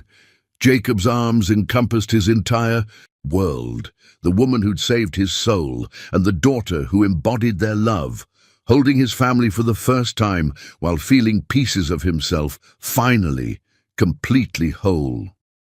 I never stopped looking, he whispered against Akira's hair, breathing in the scent that had haunted his dreams. Every day, every resource, every prayer, I searched for you both. You found us, Akira replied, her voice breaking with tears, of joy and relief and love too long contained. You kept your promise. You came back. Kiana, processing revelations that rewrote her entire understanding of herself, looked between her parents with wonder and dawning comprehension. So we're really a family? The kind that lives together and eats dinner together and nobody has to bleed for money anymore? Jacob's laugh mixed tears with pure joy, his heart shattering and healing simultaneously. Yes, Angel, we're a family that will never be separated again. Your only job from now on is being the extraordinary child you are, playing, learning, laughing, letting your parents protect and cherish you forever. As stars emerged overhead and the charity gala continued unaware of the miracle occurring in its gardens, 3 hearts began beating in perfect synchronization. Love had conquered pride, wealth had found its purpose, and a family torn apart by circumstances beyond their control had been made whole by bonds that neither time nor distance could ever truly break. And Mama won't be sick anymore. Your Mama is going to get the best medical care in the world, Jacob promised. She's going to be completely healthy, and we're going to make sure she stays that way forever. As the 3 of them sat together, in the garden, surrounded by the sounds of the charity gala that had unknowingly brought them together, Jacob made vows that would shape the rest of their lives. He would spend every day making up for the years they had lost. He would ensure that Akira never wanted for anything, that Kiana never doubted her worth or her security, that their love story would have the happy ending that had seemed impossible for so long. I have so much to tell you, Jacob said to Akira, his hand caressing her face with the tenderness of 7 years of longing, about searching for you, about the investigation, about how I never gave up hope that someday I would find you again. And I have so much to tell you, Akira replied, about raising our daughter, about the strength I found in loving you, even when you weren't there, about the pride I took in knowing that Chiana was half of the most wonderful man I had ever known. But we have time now, Jacob said, looking at his family, his wife in everything but law, his daughter who carried his eyes and her mother's courage. We have all the time in the world to tell each other everything. We have the rest of our lives to be the family we were always meant to be.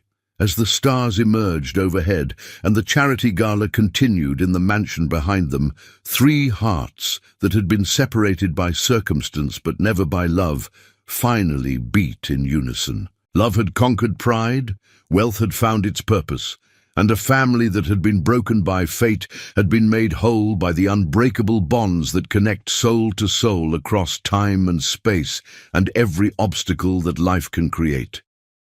Jacob Bethel had spent 7 years searching for his heart. Now he had found it, along with the greatest treasure of all, a love that had created life, survived separation, and would endure for all eternity. They were home, finally, completely, forever home.